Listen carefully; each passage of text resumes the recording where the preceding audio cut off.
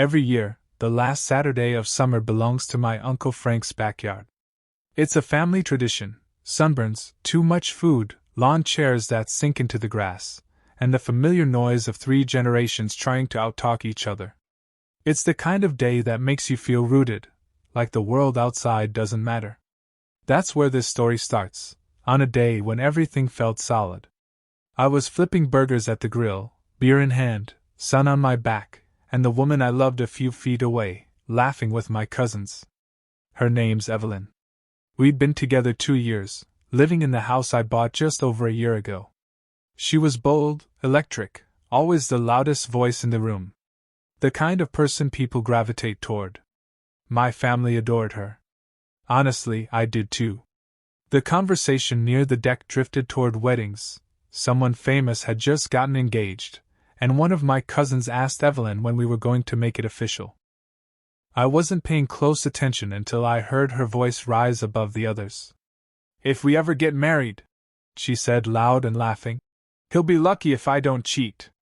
The deck went quiet. I didn't turn around. The spatula hung limp in my hand as the burgers hissed and cracked in front of me. I stared at them like they might offer an explanation. There was an awkward chuckle from someone. Evelyn laughed again, too sharp, too loud. "I'm kidding," she added. "Mostly." The word mostly hung in the air like smoke. I kept my face still. I didn't look at her. I didn't say anything. Just kept flipping burgers, one by one. That's when something shifted. Not in the sky or in the mood, but inside me. That one sentence didn't just embarrass me, it pulled the rug out from under everything I thought we were building. My family heard it. Everyone heard it. And I realized that she wasn't just joking. She was showing me something. Daring me to see it. The rest of the day went on in the usual way. Kids chased each other through the sprinklers, people laughed too loud and drank too much. I stayed quiet. But behind the silence, I wasn't ignoring it. I was beginning to understand what needed to happen next. The sun dipped low and the barbecue started winding down. My cousins packed up the football, the beer ran out, and the grown-ups had that quiet, lingering look they get when they don't want the day to end. Evelyn was still smiling, still chatting like nothing had happened. Like her little performance on the deck hadn't hit me square in the chest. I hadn't said a word to her since. Then Uncle Frank found me.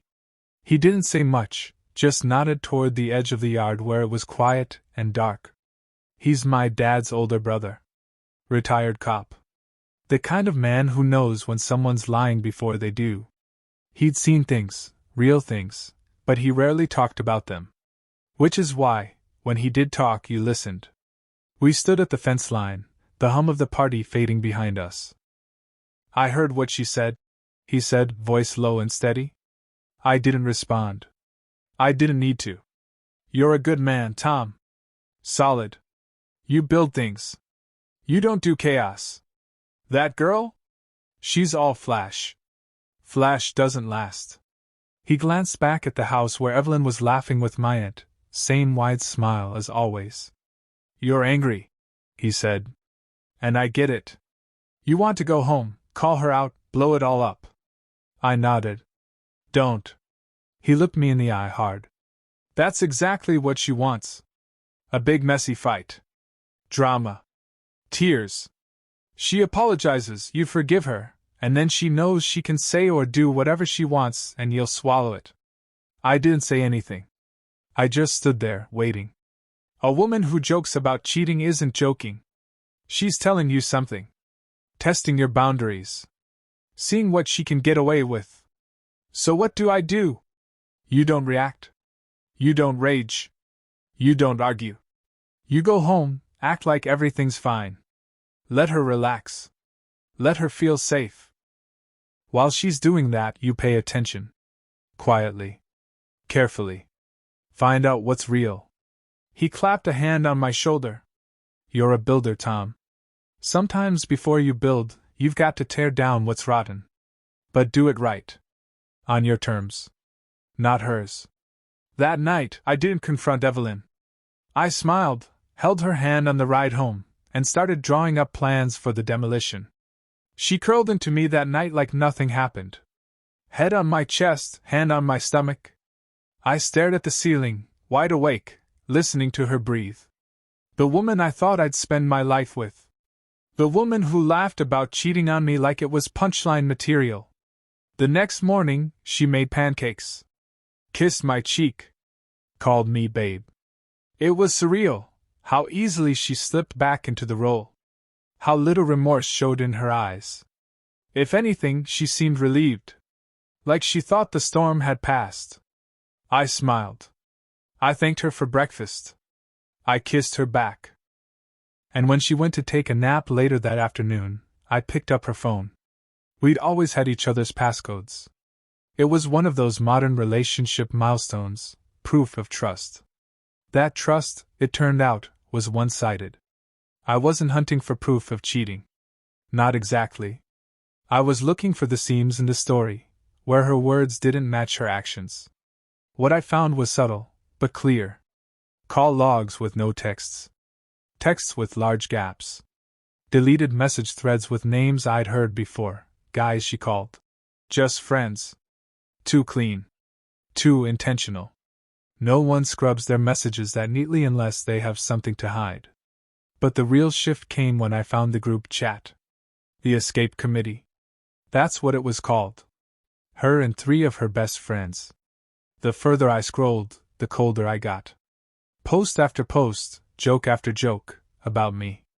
About our house, our life, my schedule. They called me Mr. Stable. Like it was an insult. Evelyn said I made her feel boxed in. She wanted more chaos, more spark. She wasn't ready to settle down. The day before the barbecue, one of them asked if she really saw a future with me. Evelyn's answer: God, no. But the setup's too good to leave yet.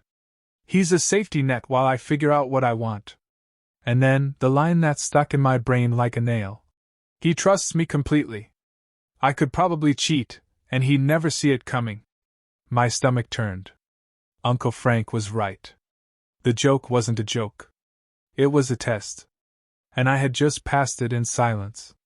Now, it was my turn to act, with clarity, not emotion. I didn't sleep much that week. Not from stress, at least not the kind you'd expect. It was something quieter. Sharper. Like my body was conserving energy for what had to come next. Evelyn, on the other hand, was radiant. She thought we were fine. Better, even. She was sweeter, more affectionate. She laughed more. She kissed longer. All of it had the thick, sugary glaze of someone who believes the danger has passed. She even said it one night while we were brushing our teeth. I'm glad we're good, she said, catching my eye in the mirror. I was scared I might have crossed a line. I rinsed my mouth and smiled. Don't worry. We're good. That weekend, she came home buzzing. Her best friend, one of the women from the group chat, had just gotten engaged. The guy proposed in Paris with a ring that looked like it came with a mortgage. They're throwing this huge engagement party, she said, eyes wide. Downtown hotel, open bar, everyone's gonna be there. She leaned in and kissed me. We need to get you a new suit. You're gonna be my arm candy. I smiled, kissed her back, and nodded. Let's make it a night to remember. The stage was perfect. One room, one screen, everyone she cared about, or wanted to impress, in one place. All I needed was the right moment. I reached out to the event planner a few days later. Someone I'd worked with through my job. Told her I wanted to create a surprise slideshow for the couple. Something sweet. Nostalgic. She loved the idea and gave me the specs. For the next few nights, I stayed up late working on the video. The first few minutes were exactly what she'd expect. Pictures of the couple, filtered memories, cheesy love songs. And then, at the very end, the tone would shift. 30 seconds. That's all I needed. Screenshots from the chat. Her words, big and unforgiving, scrolling slowly across the screen like credits after a disaster movie. The final frame? That line from the barbecue. Word for word. She thought she was walking into a party. She didn't realize she was stepping into her own finale. And I'd be right there, smiling beside her, until the lights dimmed. The ballroom was everything Evelyn had dreamed of: glass chandeliers, soft jazz, the scent of overpriced perfume and floral centerpieces. She wore a dark green dress that caught every eye. I wore the suit she picked out, the one she said made me look dangerous in a good way. She was glowing, floating from group to group, her hand tight in mine, introducing me like I was part of her curated image. "This is Tom," she'd say. "He's the one who makes sure I don't burn my kitchen down." Everyone laughed. I smiled. An hour in, the toasts began. The father of the bride spoke first, teary and proud. Then the groom. Then her best friend, the bride-to-be, stood up and thanked everyone for being part of her story. As she sat down, the lights dimmed. The room hushed. A soft piano melody drifted in, and the screens lit up. At first, the slideshow was exactly what they expected: vacation photos, awkward teenage snapshots, candid party shots. Laughter floated around the room, glasses clinked. I felt Evelyn's hand tighten slightly on my arm. She leaned in and whispered, "You're sweet. This was really thoughtful." I nodded. Then the screen went white. And the first text appeared. "He's a great safety net while I figure out what I want." A flicker passed across Evelyn's face. Confusion first. Then dread. The next slide: "He trusts me completely. I could probably cheat, and he'd never know." Gasps. Murmurs. Someone near the front turned to look back at her. Evelyn's hand dropped from my arm. She whispered, "What the hell is this?" I didn't answer. Next slide: "He's just lucky I haven't bothered yet." The room had gone completely still. The music kept playing, soft, pretty, brutal in contrast. Then, the final image: a still frame of her laughing on the deck. A quote underneath, in bold: "If we ever get married, he'll be lucky if I don't cheat." The lights came up. Every head turned. I didn't raise my voice. I didn't point. I didn't need to. I leaned in close, just enough for her to hear.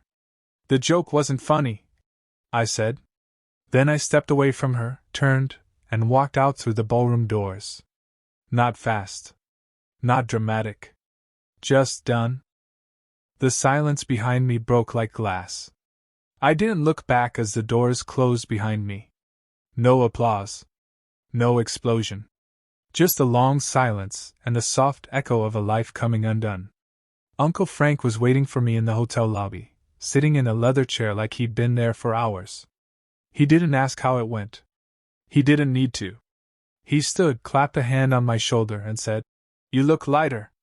We went for a beer. Nothing fancy. Just two men sitting in a booth, watching a game on mute. We didn't talk about her. We didn't need to. That night, I slept better than I had in months. In the weeks that followed, the story spread. Not because I told it, but because everyone else did. The screenshots were undeniable. Her friends turned cold. Her best friend, the bride-to-be, cut her off completely. Word got back to me that she tried to spin it, said I was controlling, jealous, manipulative. But people knew me.